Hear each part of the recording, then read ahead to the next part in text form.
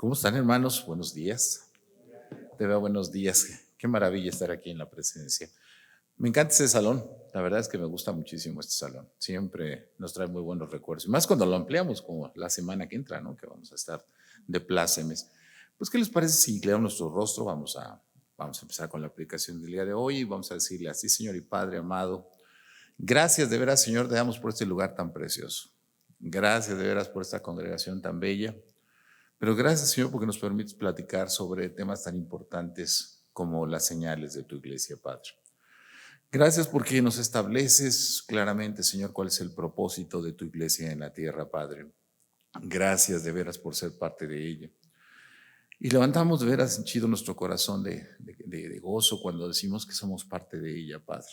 Nos sentimos totalmente ubicados, Señor, nos sentimos totalmente cercanos, nos sentimos totalmente benditos, Señor, cuando estamos en tu presencia a través de la congregación. Te pedimos que guardes el día de hoy esta predicación, que tú la lleves de tu mano, que nos ayudes a hacer que entendamos toda la importancia que tiene la congregación, Señor, en todo esto. Y te lo pedimos en el dulce nombre de tu Jesús, amado. Amén. Bien, pues seguimos. Esta es la tercera de las conferencias con respecto a la iglesia y de veras qué buen tema. Es un tema muy apasionante, es un tema muy interesante, es un tema que ha traído muchas dudas y muchas de ellas provocadas por pues, todo el paso de la historia desde que nuestro Señor Jesucristo predicaba en ese lugar hace tantos años allá en lo que ahora es Israel o la Palestina, en la parte de la Galilea. Y les quería comentar, bueno, pues decirles a ustedes que tengo una pregunta, de alguna u otra manera, es una pregunta que podríamos hacernos muy al respecto para introducirnos en este tema.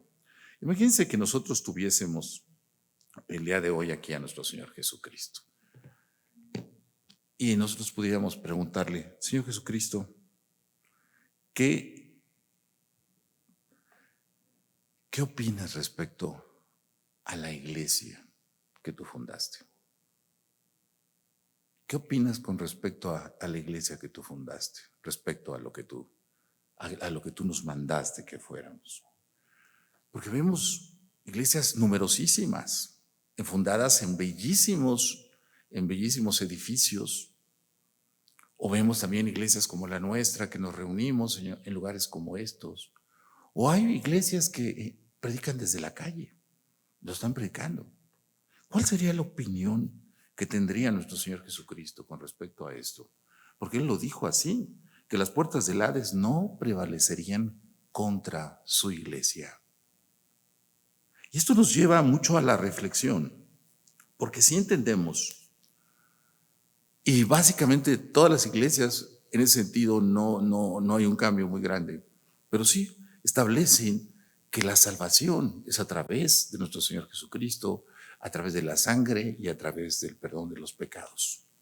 Y entonces la pregunta que muchos de ustedes también harían sería: ¿y por qué hay tantas iglesias diferentes?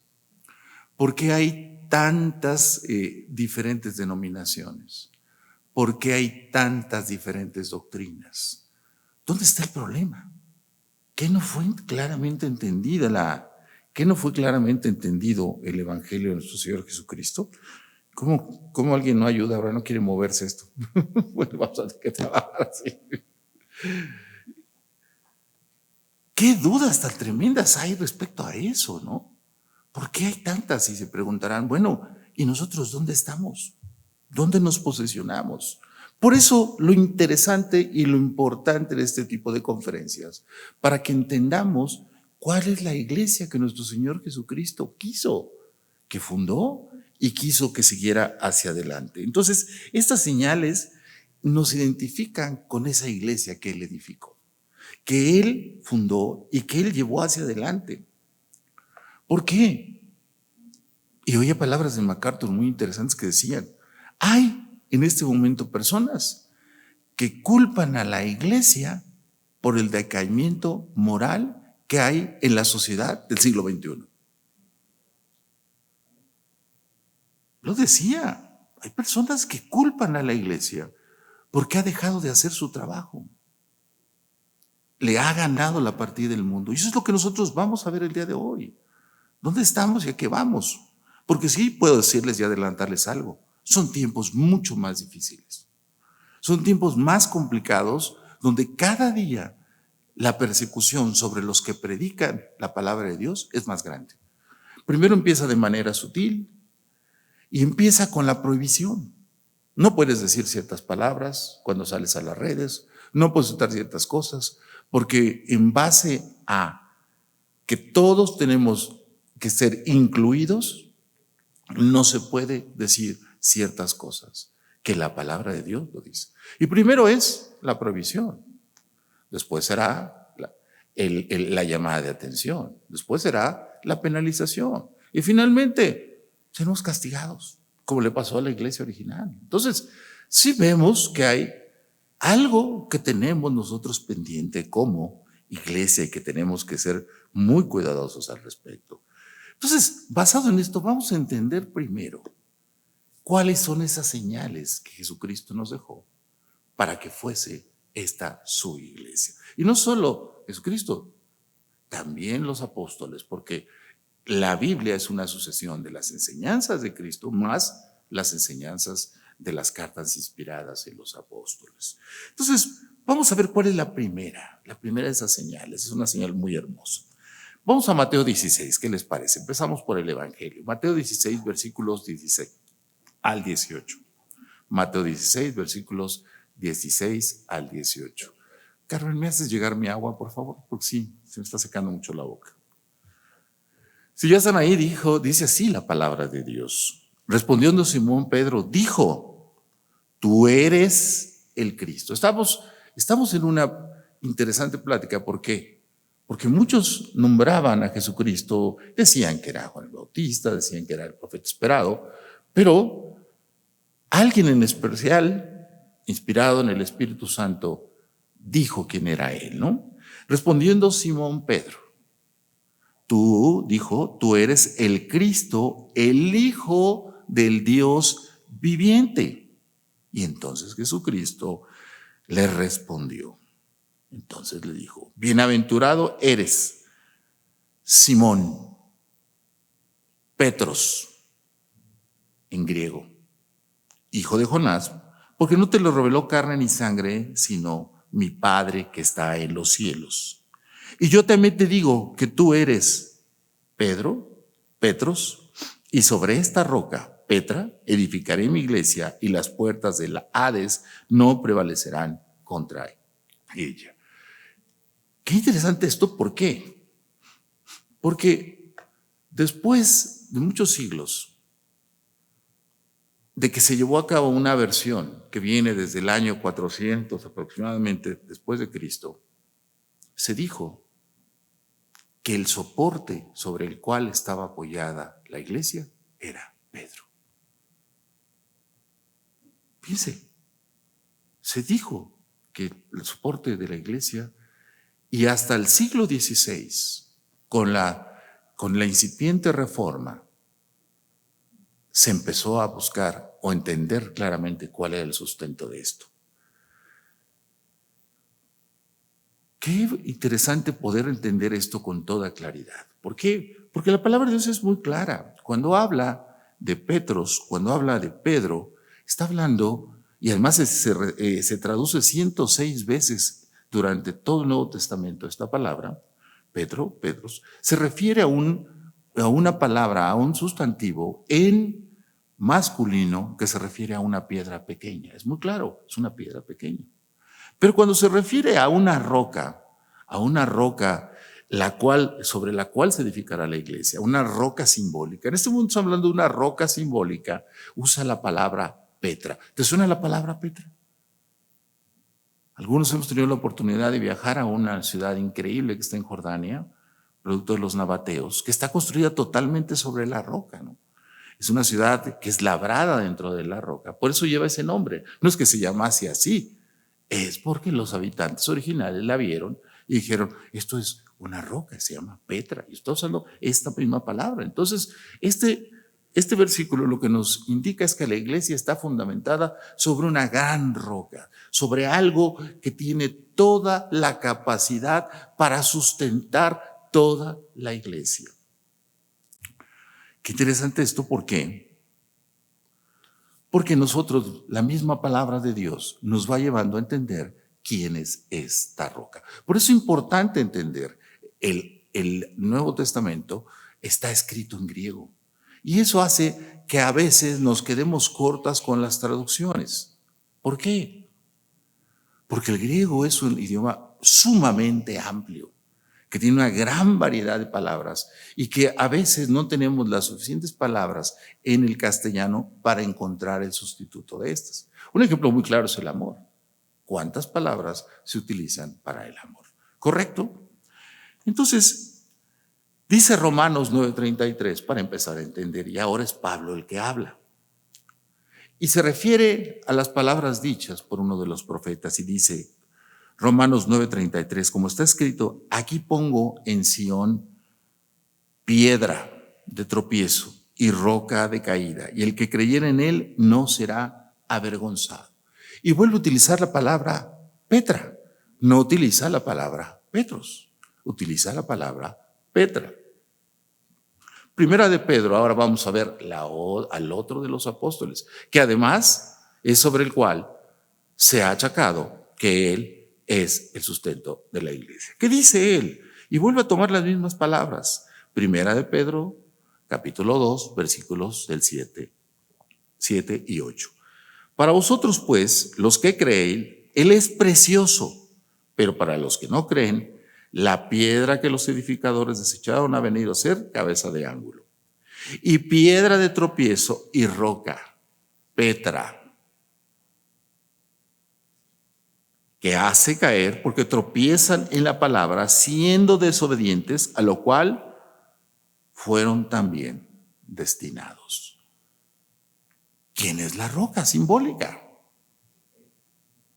Es claro que desde el principio de los tiempos se manejaba, acuérdense, hace rato Beto decía algo respecto al lenguaje cotidiano en el Antiguo Testamento. ¿Qué era lo que se conocía? Las cosas más básicas. Pero una roca grande y poderosa, siempre que se encontraba en el suelo, era la garantía de que pudiera sustentar cualquier cosa. Algunos han tenido la oportunidad de ir a Nueva York.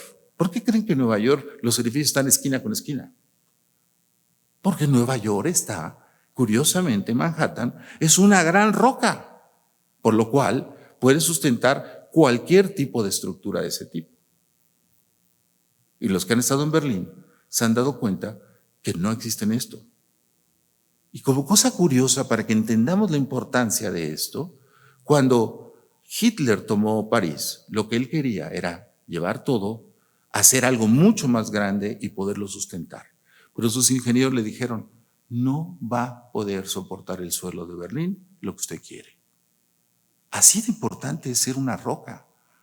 Por eso tenemos la roca más fuerte que puede sustentarnos, la roca simbólica más poderosa, la más grande. Y no solo eso, no solamente Pedro y Pablo utilizaron esta frase que trajeron, sino también tenemos otra vez en 1 Corintios 10, 1 al 4, que tuvimos la oportunidad de estudiarlo hace que 2 meses y medio, 3 meses, que también dice, porque no quiero, hermanos, que ignoréis que nuestros padres todos estuvieron bajo la nube y todos pasaron el mar y en todos en Moisés fueron bautizados en la nube y en el mar y todos comieron el mismo alimento espiritual y todos bebieron la misma bebida espiritual porque bebían de la roca Petra espiritual que los seguía y la roca Petra era Cristo. Amén, amén, amén. Entonces, el primer fundamento que tenemos de la primera señal para nosotros es que la iglesia está sustentada en Cristo. Ahora podemos entender, si a partir del siglo V estaba prohibido para cualquier persona que no fuese un religioso tener acceso a lo que podemos hablar de los rollos de la incipiente Biblia, imagínense lo que pasó en otros 10 siglos. Obviamente, la iglesia que siguió por aquellos rumbos fue una iglesia totalmente cimentada en fundamentos humanos. No hay manera por ningún lado de sustentar que todo fuese sobre Pedro. Imagínense si la iglesia hubiera sido sobre cualquier persona, así sea la persona con los mejores sentimientos, con los mejores deseos. Los seres humanos somos seres caídos. Entonces, ¿cuál es la primera gran seguridad y la primera gran señal? Que la iglesia está fundamentada en la roca simbólica, porque es un símbolo, pero es la roca más segura, y ese es Cristo. Amén, amén, amén, amén. Dice Salmos 18:46, viva Jehová y bendita sea mi roca y enaltecido sea el Dios de mi salvación. Desde el Antiguo Testamento, Dios ya estaba indicándonos por dónde caminaría, por dónde iría, hacia dónde nosotros tendríamos esa oportunidad del reino de los cielos. Entonces, por más de que veamos, Pedro es algo endeble. La iglesia está fundamentada en Cristo. Bien, entonces, vamos por la segunda señal. Como les decía yo, es difícil que encontremos iglesias que no estén de acuerdo en el punto de la salvación. Pero sin embargo, hay iglesias que no están fundamentadas en esto. Hay iglesias que cambiaron y tergiversaron todos estos principios. Y mucha gente está confundida porque vea enormes cantidades de personas fielmente asistiendo a esas enseñanzas, que nunca han tomado las escrituras, que no han tenido las ganas de buscar en ellas, de inmiscuirse, de inducirse dentro de ellas para poder entender la palabra de Dios. Y vamos a ver que va a ser una de las grandes responsabilidades que vamos a tener que hacer. Pero entonces vemos que hay tantas diferencias doctrinales, tantos énfasis diferentes, tantas cosas, que esto nos lleva a una segunda señal. Y para eso quiero invitarlos de nuevo. Vamos a Marcos 16, versículos 15 y 16. Estamos hablando de la aparición de nuestro Señor Jesucristo por última vez a los 11 discípulos. Está hablando de los apóstoles. Y se aparece, y además Juan Marcos, como conocemos, este evangelista, lo tiene muy claro en la mente lo que vieron estos apóstoles, porque se lo han de haber contado. Y tienen muy claro lo que pasó. Entonces Jesús les dijo, versículo 15, id por todo el mundo y predicar el evangelio a toda criatura. Eso es un mandamiento bien importante, está muy claramente establecido, están los 11 y para mí eso es importante. ¿Por qué? Porque históricamente, ¿cómo fue la evolución de la iglesia? Primero Jesús predicó, murió, resucitó y el día del Pentecostés, ¿quién siguió con la obra evangelística? Los apóstoles. Después de los apóstoles, ¿qué siguió? Siguieron los padres de la iglesia. Muchos conocemos algunos de ellos.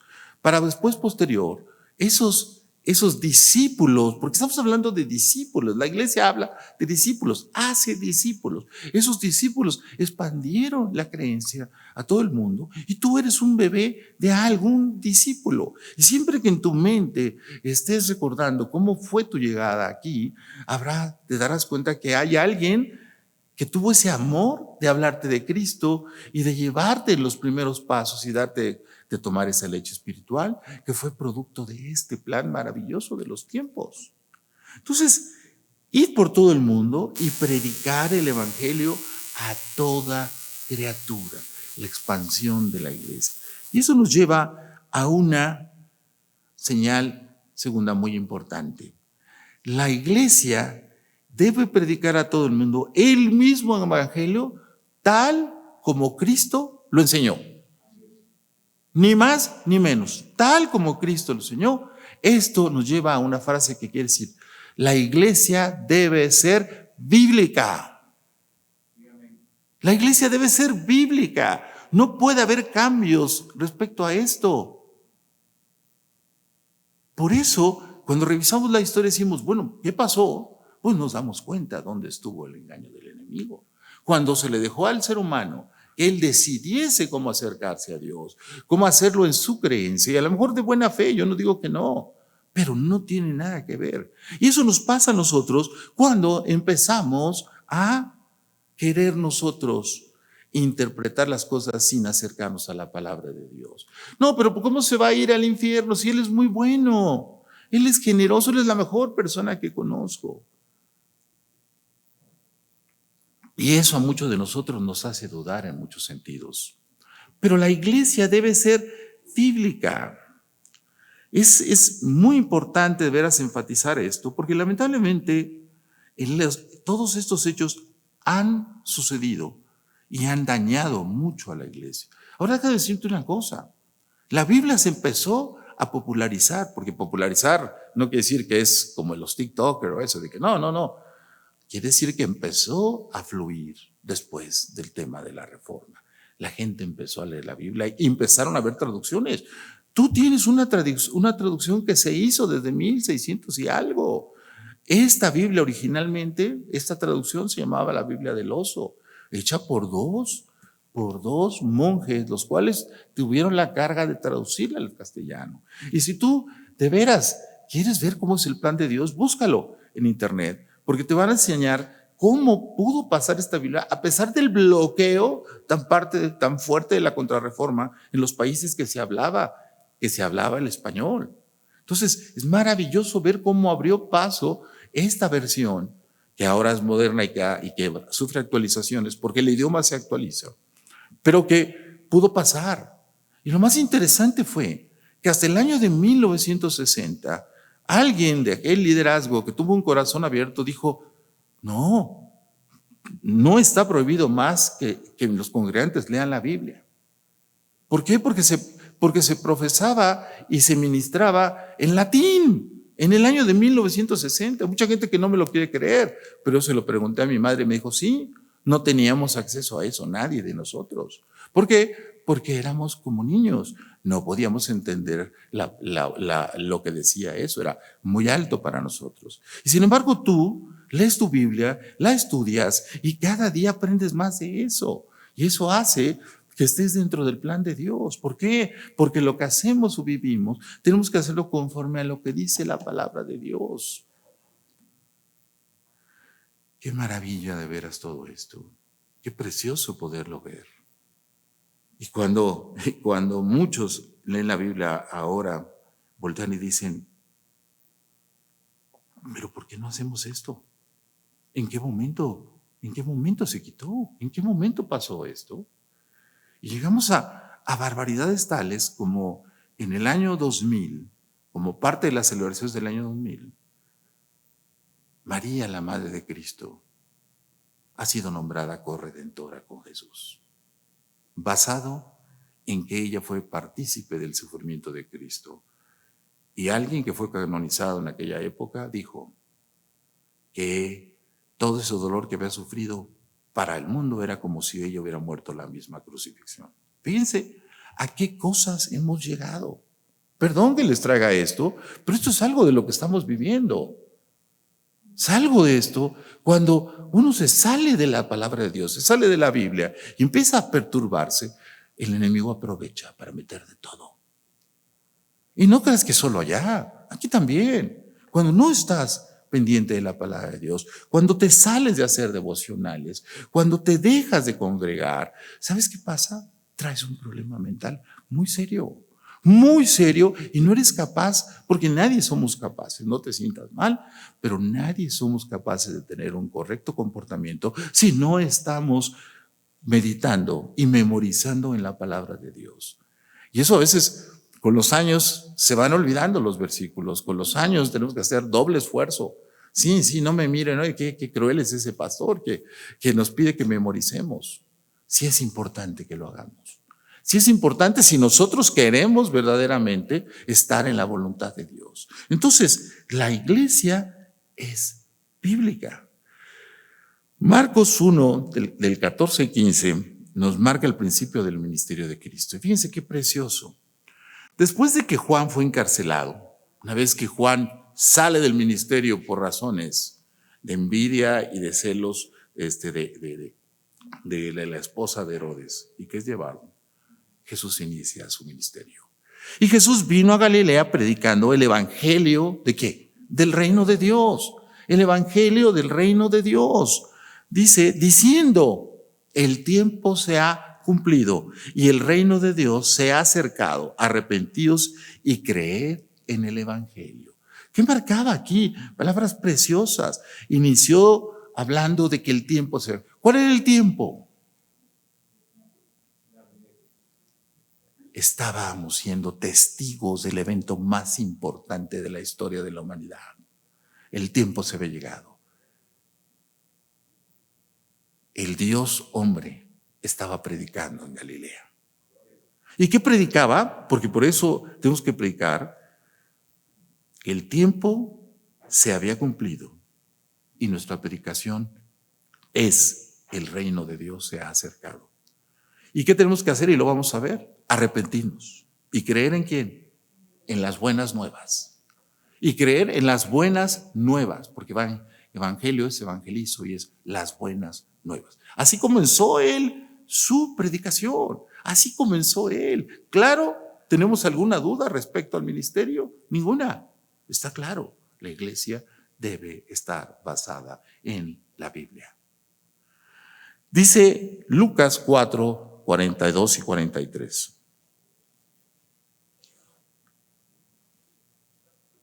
Cuando ya era de día, salió y se fue a un lugar desierto y la gente le buscaba y llegando a donde estaba, le detenían para que no se fuera de ellos. Fíjense qué precioso, ¿no?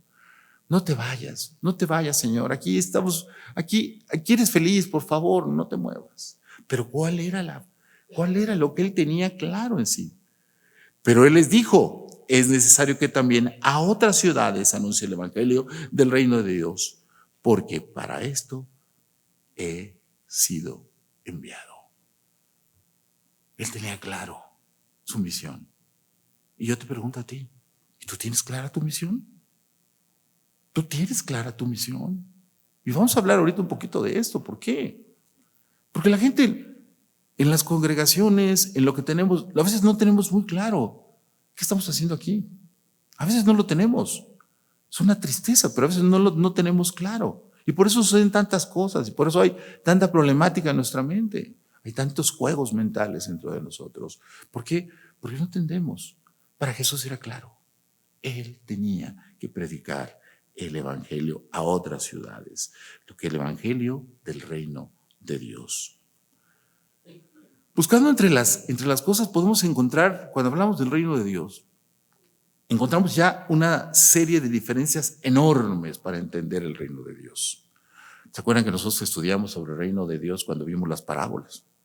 Estudiamos mucho respecto a eso. Pero si nosotros buscamos y hurgamos entre las creencias de las religiones, podemos darnos cuenta que cada quien tiene su concepción. Hay quien, como los judíos de la época de Jesús, pensaban que el Mesías era un líder militar, literalmente, que vendría a liderarlos, a ganar la guerra y a poner a todos los enemigos bajo estrado de sus pies, pero de una manera militar. Ellos esperaban que los quitase del yugo de Roma. Eso era lo que ellos tenían en mente, o por lo menos eso fue claro cuando despreciaron a Jesucristo, cuando lo vieron como alguien que predicaba en amor otra cosa totalmente diferente. Otros piensan que el reino de los cielos es un estado etéreo. Es algo en nuestro corazón, es algo en lo que nosotros vivimos y bueno, estamos en esa concepción. Hay quien piensa que el reino de los cielos empezará cuando estemos allá ya en el cielo y estemos entre su presencia. Y si tú platicas y preguntas a la gente respecto a esto, te darás cuenta que cada quien tiene su opinión, que cada quien tiene una manera de pensar diferente respecto a esto. Entonces, bien claro tenemos que entender que la segunda señal que nosotros estamos buscando en la iglesia tiene que predicar el evangelio del reino de los cielos tal como Jesucristo lo predicó.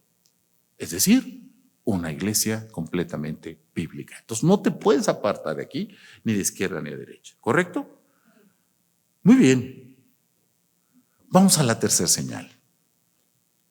Efesios 4, vamos de los versículos del 11 al 16. Esta parte me parece encantadora, me parece maravilloso.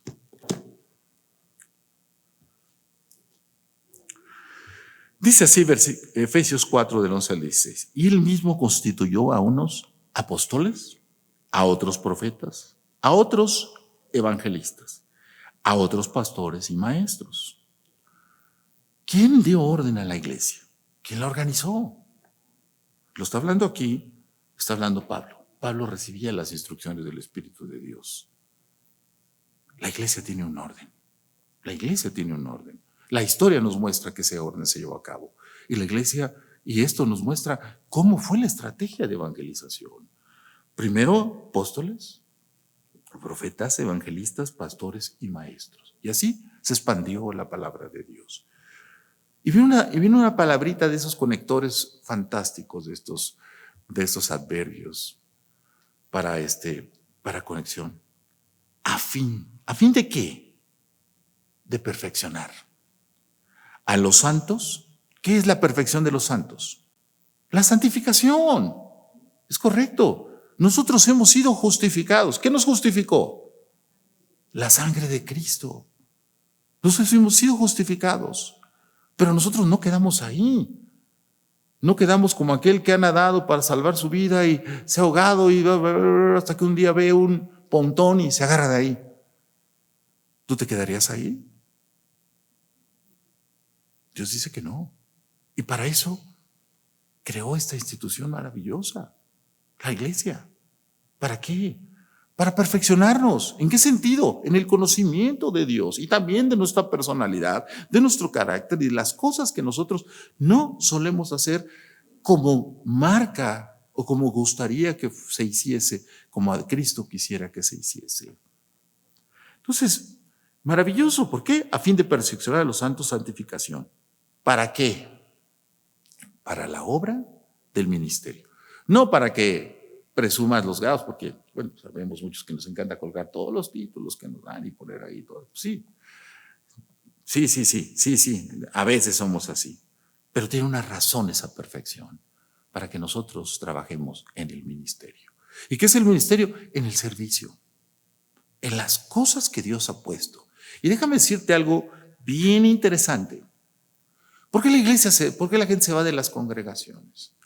Si vemos que para poder la iglesia surgir de la muerte de los apóstoles hacia adelante, antes de que Roma reconociese el cristianismo, bueno, y un reconocimiento del cristianismo medio especial y particular, pero los cristianos solían morir de las maneras más brutales. Primero reprensiones, después prohibiciones, después azotes, torturas y finalmente muerte. Y muertes horribles, porque los romanos eran expertos en eso. Y siempre que estamos viendo algo sobre Roma que es tan interesante, pues siempre nos damos cuenta que todo era sangre para ellos. Finalmente era sangre y circo para ellos. ¿Y quiénes creen que eran de los favoritos para que muriesen de las maneras más horribles? Así es. Las muertes más horribles. Imagínate ver a tu niño que se lo están comiendo los leones y a ti te están, y ves al león que le coge el cuello y se desangra y ves a tu esposa que la están quemando y todo esto. Y ellos pasaron eso y la iglesia pasó. Y sin embargo tú llegas a la congregación, te sientas así. ¿Sabes qué? Como no me saludó fulanito, yo creo que voy a buscarme otra congregación donde sean más cariñosos, porque pues no me hacen. Decía un pastor que queríamos mucho. Y bueno, todavía le estimamos. Y mucho. Todavía le estimamos mucho, nada más que sí es duro, durísimo. Decía, no se busca una iglesia, mejor búsquese un club social. Ahí los van a aprovechar, van a jugar, van a comer, van a platicar todas las cosas que quieran. No se busquen una iglesia. La iglesia tiene una misión. Eso no quiere decir que no haya ese amor. Hace rato vi con qué amor mi hermana le levantaba su pierna a mi hermana y se lo colocaba en la silla. Eso es amor grande, eso es empatía, eso es ver la necesidad, eso es ver de veras el amor que hay.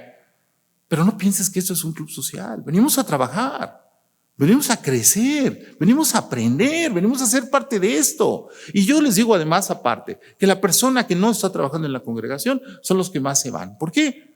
Porque la persona que no trabaja, su mente está ociosa y siempre está viendo lo que no tiene que ver. ¿O no? Cuando tú estás ocupado, cuando estás verdaderamente en lo que debes estar, pues obviamente tu vida es otra. Obviamente tu sentido de amor y de empatía hacia los demás es mucho mayor. Eso es claro, eso es importantísimo, eso es clarísimo. O sea, tenemos que estar viendo, no podemos estar lejos del amor. Y es más, decía este mismo pastor, decía, hey, si tus amigos no están en la congregación y están fuera, a lo mejor no en otra congregación, sino fuera en el mundo, mejor deberías revisar tu conversión. Porque entonces quiere decir que tienes un pie en el mundo. Quiere decir que todavía estás muy preocupado por el mundo. Entonces la tercera señal es clara. La iglesia de Cristo fue constituida por Él para hacer crecer y perfeccionar a los miembros, para cumplir la misión dada por Él mismo. Y seguimos leyendo Efesios 4, vamos al versículo 13. Porque bueno, desde el 12 voy a volver a leer. A fin de perfeccionar a los santos, santificación, para la obra del ministerio, para la edificación del cuerpo de Cristo. O sea, ¿para qué? Para edificar la iglesia. 13. Hasta que todos lleguemos. ¿Tenemos una meta? Sí. Todos los proyectos que se hacen en cualquier iglesia tienen que tener una meta. Y eso es bien importante que lo entendamos. Porque lo que no tiene una meta no tiene sentido. No hay proyectos eternos en ninguna iglesia. Tenemos que llegar y tener metas. ¿Cuál es la meta? Aquí nos la está dando. Llegar, ¿qué? A la unidad de la fe y al conocimiento del Hijo de Dios. Tenemos que estar unidos, tenemos que estar unánimes, tenemos que llegar ¿a qué? A tener todos juntos esa meta que es Dios, que es el conocimiento del Hijo de Dios.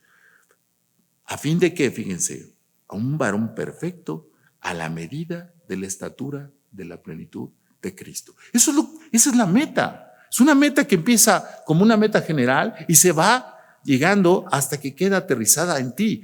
Tienes que crecer a la altura y la plenitud ¿de quién? De Cristo Jesús. ¿Difícil? Muy difícil. ¿Imposible? Pues hasta la venida de Él.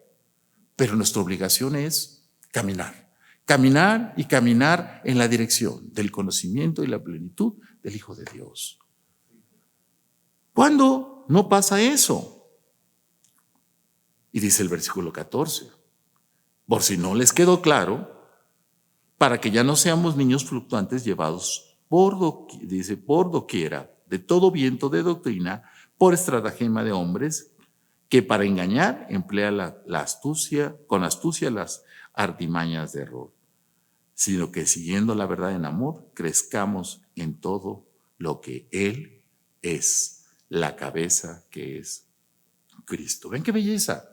¿Por qué tenemos que crecer esta estatura? ¿Por qué tenemos que llegar allá? ¿Por qué tenemos esa certeza de fe? ¿Por qué tenemos esa meta? ¿Por qué tenemos que entender que tenemos que estar creciendo día con día? Porque si no, vamos a ser como niños fluctuantes. ¿Y cómo son los niños? Quiero esto, Señor. Quiero el otro, Señor. Si no me lo das, me voy a enojar, Señor. Si no, ya me voy, Señor. Voy a buscar otro lado, Señor. Eso no es lo que quiere el Señor. Pero además nos establece una obligación a todos, porque empieza con el bueno, ¿no? Tenemos que trabajar para que los demás lleguen a esa unidad. Por eso la preocupación de cuando predicamos, de tener claramente el objetivo hacia dónde vamos con la predicación. Por eso es importante que tomemos curso. Por eso es importante que tú des cursos, que tú mismo te prepares para darles a otras personas la predicación de la palabra de Dios, porque eso te va dando a ti la certeza y la madurez de conocer más plenamente la personalidad de nuestro Señor Jesucristo.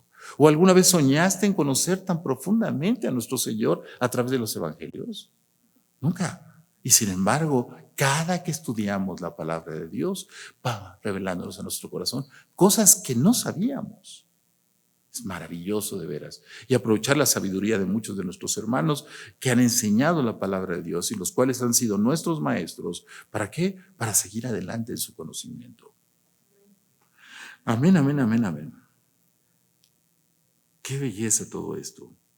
Qué belleza por lo cual ya no podemos tener más pretextos. Ya no podemos decir, es que ya no voy a la iglesia porque el aire acondicionado está bien fuerte en el invierno.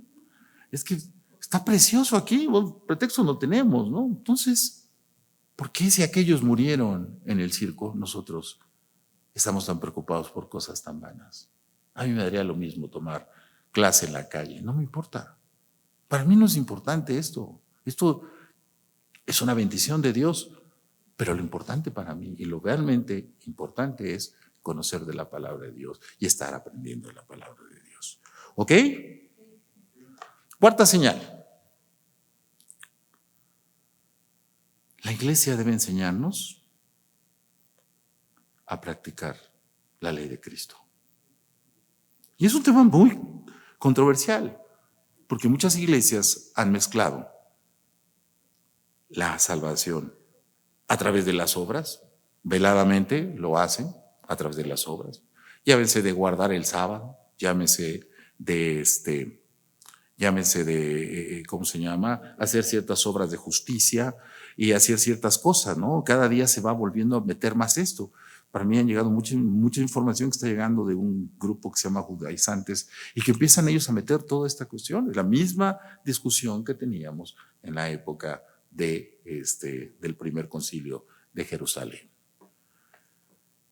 Entonces vamos a entender la ley de Cristo. Y mucho basado en esto. Mateo 5, versículos 7 y 18.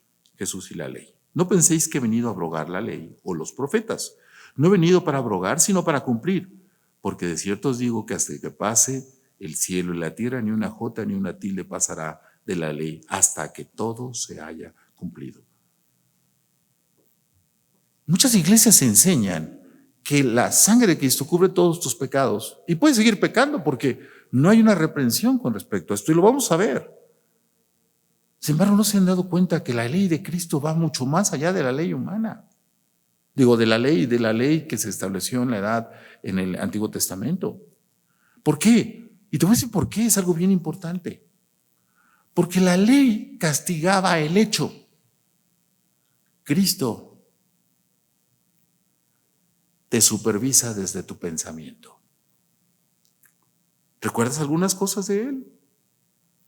Cuando dijo, no el que mira a una mujer con deseos, el que mira a una mujer con deseos ya ha fornicado. Eso no estaba en la ley. La ley en el mandamiento marcaba, no fornicarás. Pero para Cristo, una persona que no puede controlar su mente es una persona que está en pecado. La ley de Cristo es una ley más exigente porque implica una renovación de nuestra mente. Entonces, como iglesia, tenemos que ser muy claros respecto a la concepción del pecado. Tenemos que ser muy cuidadosos. Tenemos que estar siempre precavidos en ese sentido de estar pidiéndole a Dios que nuestra mente, que es donde realmente se libran las verdaderas batallas, esté bajo el control de Cristo. Pero mucha gente tiene miedo a que le prediquen así. Mucha gente se ofende. Mucha gente se molesta. Para mí es muy atractivo, la verdad, hablar de historia, hablar de temas más de cultura general, pero de veras, a veces me hace falta que me hablen fuerte con respecto. ¿Por qué? Porque me estoy yendo como la cabra al monte. Y no me doy cuenta. Empiezas a liberar tu mente y a hacer open mind y empiezas a ver cosas que no. Ahorita es bien fácil. Ahorita es más fácil que nunca. Todos tienen un teléfono inteligente, la mayoría. ¿Y te gusta ver el TikTok? Pues sí. Y si tú tienes tendencias a eso, pues te empiezan a mandar de todo, ¿no? Depende, bueno, Omar nos puede explicar mucho más respecto a esto, pero yo entiendo que los algoritmos, si te tardas, si le pones un like o algo así, crean tu perfil y ese perfil te está dando lo mismo, ¿no? Entonces, es bien fácil para la gente perderse y nos está llevando. No has pecado, pero en la mente ya lo hiciste. ¿De acuerdo? Decía Primera de Juan, todo aquel que comete pecado infringe también la ley, pues el pecado es la infracción de la ley. Sí, también decía Primera de Juan, que todo aquel que practica el pecado es hijo del diablo. Así dice. Dice, ¿a quién se lo está escribiendo Juan? Pues a la iglesia, no se lo está escribiendo a los inconversos. ¿Qué quiere decir esto? Que mucha gente no se da cuenta que está pecando. Mucha gente no se da cuenta que está pecando y que estamos alternando. Y que sí somos salvos por la gracia y que la gracia de Cristo, ¿no? Pero ¿sabes qué? Si no te has dado cuenta, estás en el límite. Y no es que la sangre no sea suficiente, es completamente suficiente. Tú eres el que no has entendido en qué lado te alineaste y estás equivocado. Estás parado en un lado y estás pensando que estás en el otro. Mucho cuidado con todo esto. Quinta señal. La iglesia debe aprender. A la iglesia se le enseñará y practicará el arrepentimiento de los pecados. Tenemos que aprender a pedirle perdón a Dios. ¿Cuándo fue la última vez que le pediste perdón a Dios? ¿Cuándo fue la última vez que te hincaste y le dijiste, Señor, te pido perdón porque verdaderamente actué fuera de tu voluntad? Aunque parecen cosas buenas, finalmente el sentido era otra cosa. ¿Cuántas veces tenemos? Y volvemos otra vez a Marcos 1:14. El tiempo se ha cumplido y el reino de Dios se ha acercado. Arrepentíos y creed en el evangelio. Arrepentíos, arrepentíos. Está en un tiempo en el cual empieza en el pasado, pero continúa hacia el futuro y hasta todo el tiempo que siga hacia adelante. Arrepentíos. Cuando digo arrepentíos, ¿qué piensan ustedes? ¿Que ya se arrepintieron y ya? No, es un tiempo continuo.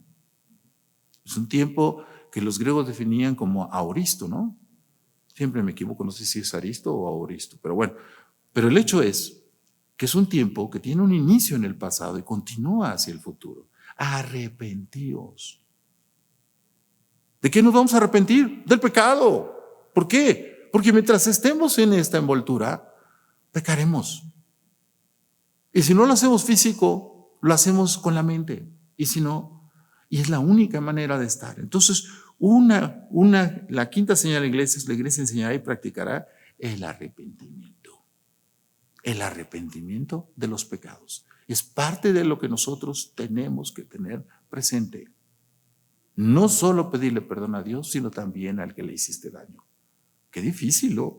Esa es la ley de Cristo, es parte de la proyección de la ley de Cristo. Y si alguno te bofetea en mejilla derecha, ponle la izquierda.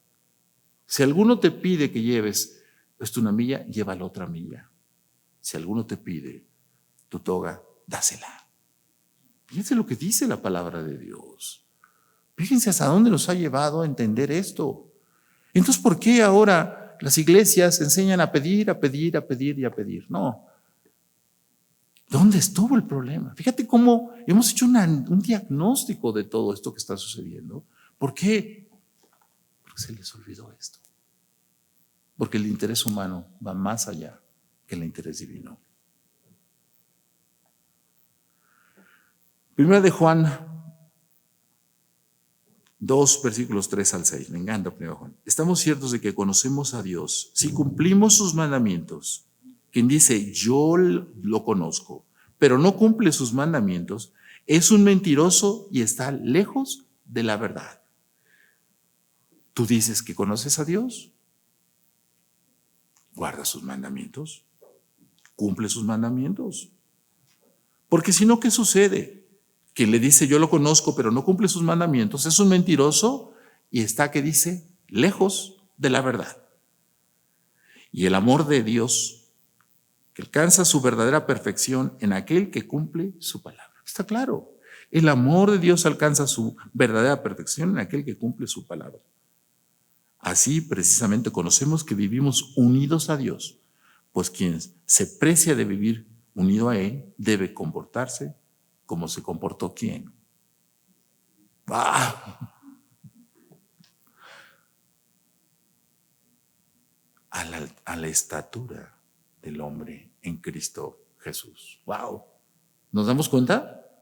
Nos damos cuenta que, aparte de todas las cosas que tenemos como iglesia de evangelización, que es tan importante como eso, también nos forma a nosotros para el ministerio. Comprométete verdaderamente y di, yo conozco a Dios. Yo conozco a Dios. Mucha gente no quiere ni siquiera decir eso. ¿Por qué? Te van a estereotipar, te van a segregar, te van a poner en nicho. Pero espero que no sean nichos de esos. Entonces, para allá vas por eso. Entonces, veamos qué hermoso es todas estas señales que tenemos de la verdadera iglesia. Y por último, la señal y bueno, ya les adelanté mucho al respecto a esto, es la iglesia de Cristo debe ser el fiel testimonio de Él. Entonces, la iglesia debe ser el principal testimonio de Cristo. Qué compromiso tan grande, ¿no? Tenemos, la iglesia per se debe, no solamente personal, sino como congregación, debe ser el perfecto testimonio de Cristo. Debe verse a Cristo en la congregación, en el trabajo desde los pastores, el consejo, los servidores, la alabanza, los maestros, los que nos congregamos, los que dan clase, todos como un cuerpo perfectamente bien conjuntado, como dice Efesios, con la cabeza que es Cristo. Con la cabeza que es Cristo. Dice precisamente Efesios 4, y con eso voy a concluir. Yo pues preso en el Señor os ruego que andéis como es digno de la vocación con que fuiste llamados. Es una llamada de atención a la iglesia de Éfeso, que está precisamente en las costas de Turquía actual. Con toda humildad y mansedumbre, soportaos con paciencia los unos a los otros en amor. ¡Wow! ¿Por qué tan rápido, no? Híjole, ¿ya qué les digo? ¿Qué les digo? Y dice, solícitos en guardar la unidad del espíritu en el vínculo de la paz. El amor, la paz, no da lugar a nada belicoso, sino todo lo contrario. A admirar, amar, reconocer el trabajo de cada uno de los que forman esta congregación. Solícitos en guardar la unidad del espíritu en el vínculo de la paz. Un cuerpo, un espíritu, como fuiste también llamados en una misma esperanza de vuestra vocación. Un Señor, una fe, un bautismo. Un Dios y Padre de todos, el cual es sobre todos y por todos y en todos. Y como conclusión, vuelvo a hacer la misma pregunta. ¿Por qué hay tantas congregaciones? ¿Por qué hay tantas iglesias? ¿Por qué hay tantas cosas diferentes? Porque no entendimos lo que Dios quiso decirnos. Y el espíritu humano fue más allá que el espíritu de Dios. Y hoy son momentos difíciles de nuevo. Volvemos otra vez a tiempos difíciles. Más ahora que nunca debemos entender que estamos unidos en amor, que estamos unidos en la humildad, en la mansedumbre y lo más importante, lo primero, solícitos en guardar la unidad del espíritu. ¿Ven? Muy bien, pues vamos a terminar la predicación con una oración. Decir así: amado Padre Celestial, te damos gracias de veras, Señor, por permitirnos tocar esos temas tan hermosos, Padre. Gracias, Señor, porque hemos entendido que tu Hijo es cabeza de la iglesia. Hemos entendido que estamos fundamentados en Él. ¿Qué seguridad más grande tenemos, Señor, de estar fundamentados en la roca? En esa roca, Señor, que desde los tiempos de los profetas hablaba de que sería tropiezo para el mundo, Padre, pero que para nosotros es el sustento, es el fundamento, Señor, en la idea de crecer y estar unidos en un solo espíritu, Padre, soportándonos en amor, creciendo juntos, armoniosamente, unidos por coyuntura, Señor, para que Jesucristo sea nuestra cabeza. Por eso te doy gracias de veras, Señor, por la bendición de tener a mis hermanos, de tener a nuestros pastores, de tener a todos los hermanos que están trabajando en el ministerio, Padre. El ministerio para crecer, Señor, llegar a la estatura para poder servir, Padre, y no solo eso, poder llevar la evangelización al mundo. Te pedimos que nos guardes, que nos cuides y que tu bendición, Señor, sea sobre la obra, que sigamos adelante. Márcanos las cosas que quieres, Padre. Ayúdanos a tener esa fe y esa constancia. Y todo esto queremos pedírtelo en el nombre, que es sobre todo nombre, el nombre de tu Hijo Jesucristo, por el cual tenemos redención. Amén y amén.